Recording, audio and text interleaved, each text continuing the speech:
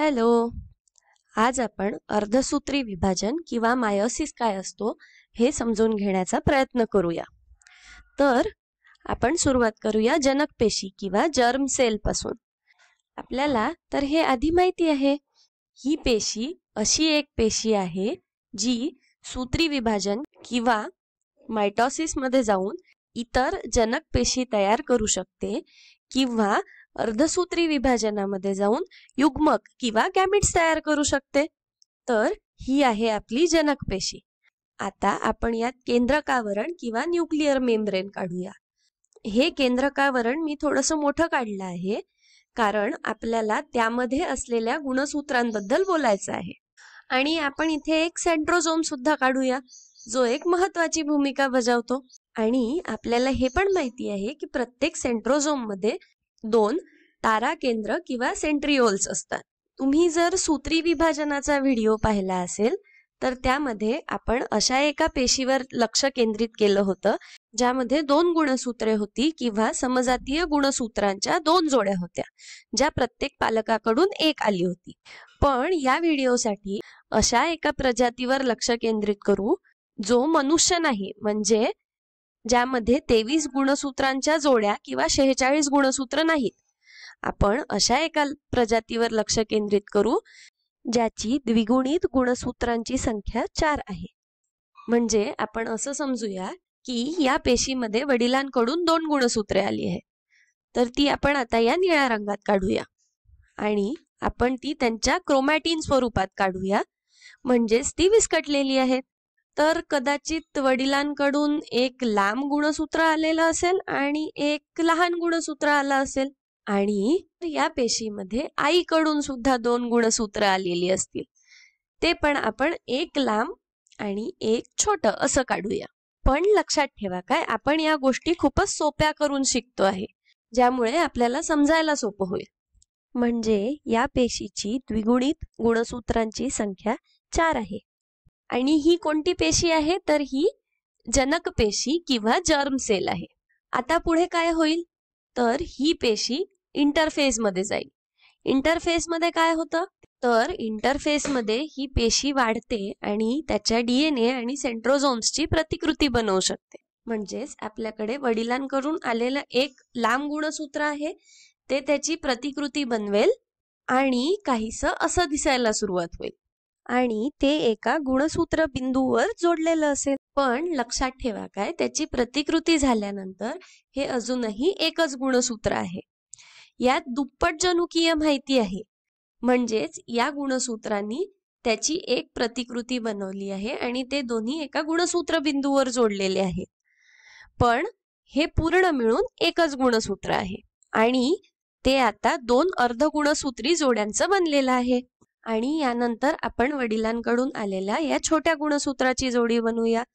ते देखील 2 अर्धगुणसूत्री जोड्यांनी बनलेलं आहे आणि गुणसूत्र बिंदूवर जोडलेलं आहे. तर ही आहेत वडिलांकडून आलेली 2 गुणसूत्रे.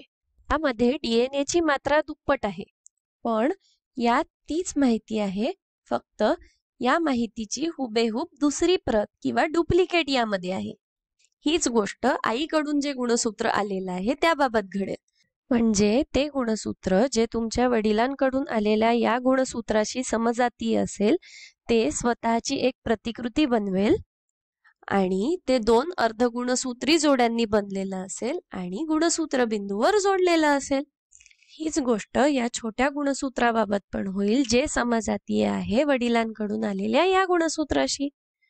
आपल्याला आता दिसतं आहे की इंटरफेसच्या शेवटी ही गुणसूत्रे त्यांच्या क्रोमॅटिन स्वरूपात आहेत, म्हणजेच थोडीशी पसरलेली आणि उलगडलेली आहेत.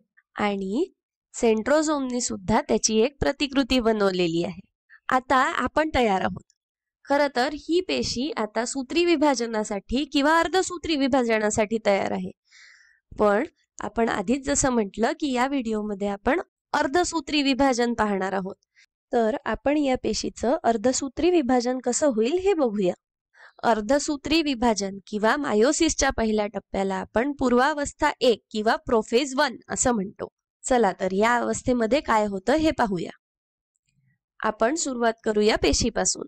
जसं आपण सूत्री विभाजनाच्या व्हिडिओमध्ये पाहिलं होतं की पूर्वावस्थेमध्ये आपलं केंद्रकावरण किंवा न्यूक्लिअर मेम्ब्रेन नाहीसं व्हायला सुरुवात झालेली आहे, तीच गोष्ट इथे घडायला सुरुवात होते.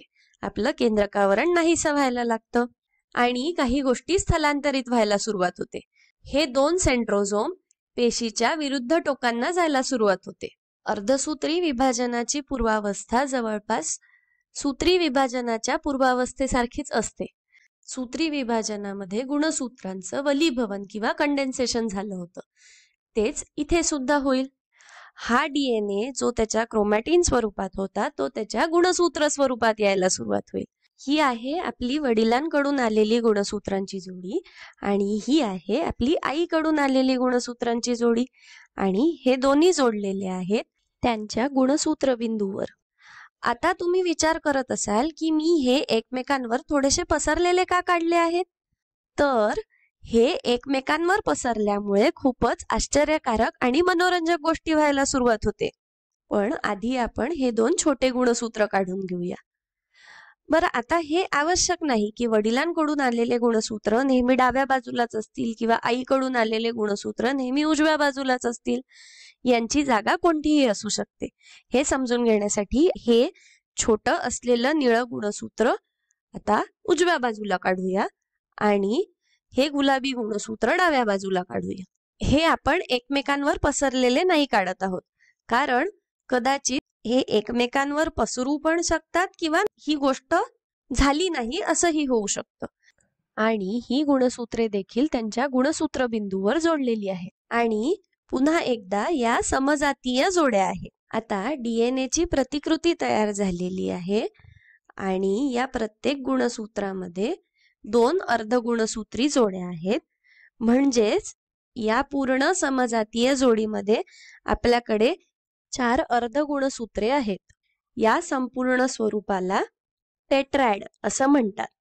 तर आपण पुन्हा आता हे एकमेकांवर पसरलेले का काढले आहे याकडे येऊया. आपण आधी याला नाव देऊया.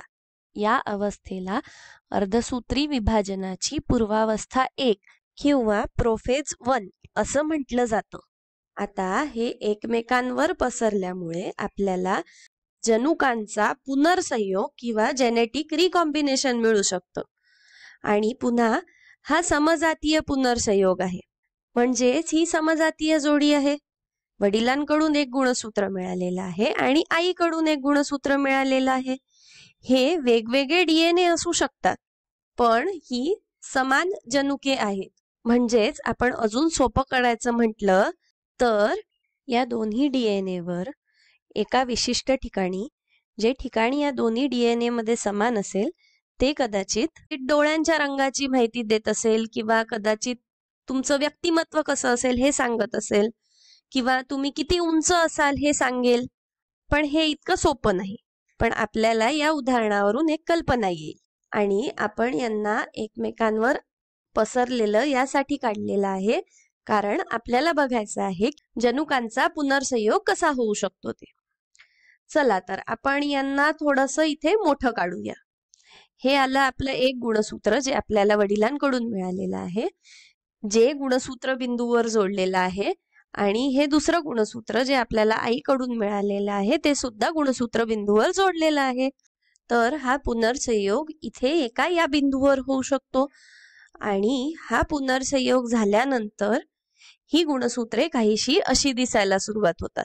याचा आपण असा विचार करू शकतो की ती तुटतात आणि लहान भागांची अदलाबदल करतात.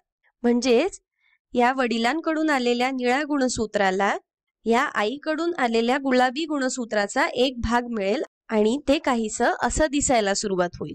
म्हणजेच या वडिलांकडून आलेल्या गुणसूत्रावर आता थोडीशी आईकडून आलेल्या गुणसूत्राची अनुवंशिक माहिती आहे.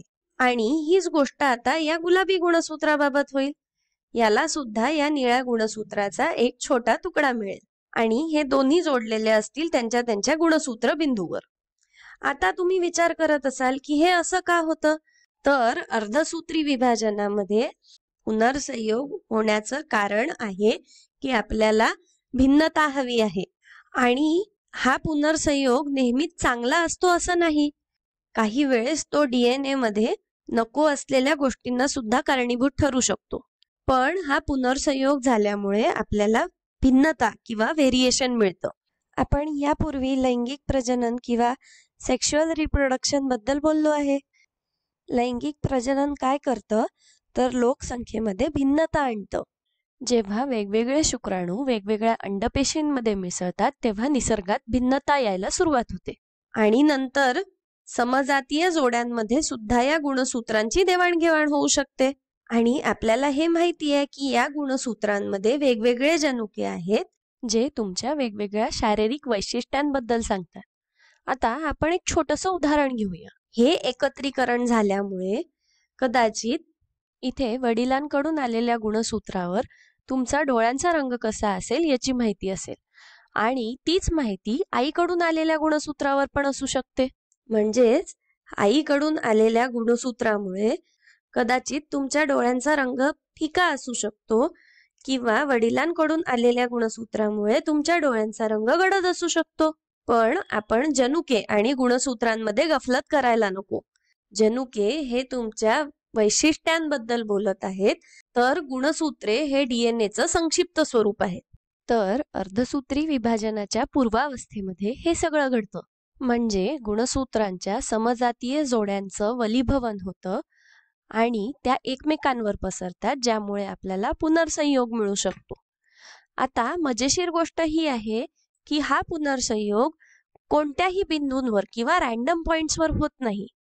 ते बऱ्यापैकी नेमक्या बिंदूंवर घडतं आणि या बिंदूला आपण कियाज्मा, जर अनेक वचनी म्हटलं तर कियाज्माटा असं म्हणतो. आणि जीवशास्त्राचं सौंदर्य हे आहे की अब्जावधी वर्षांच्या उत्क्रांतीनंतर या गोष्टी अधिक भिन्नता निर्माण करण्यासाठी आणि प्रत्येक जीवाला जास्तीत जास्त चांगलं किंवा परिपूर्ण करण्यासाठी सुबक प्रकारे घडायला सुरुवात झालेली आहे. तर आपण हा व्हिडिओ आता इथेच थांबवूया.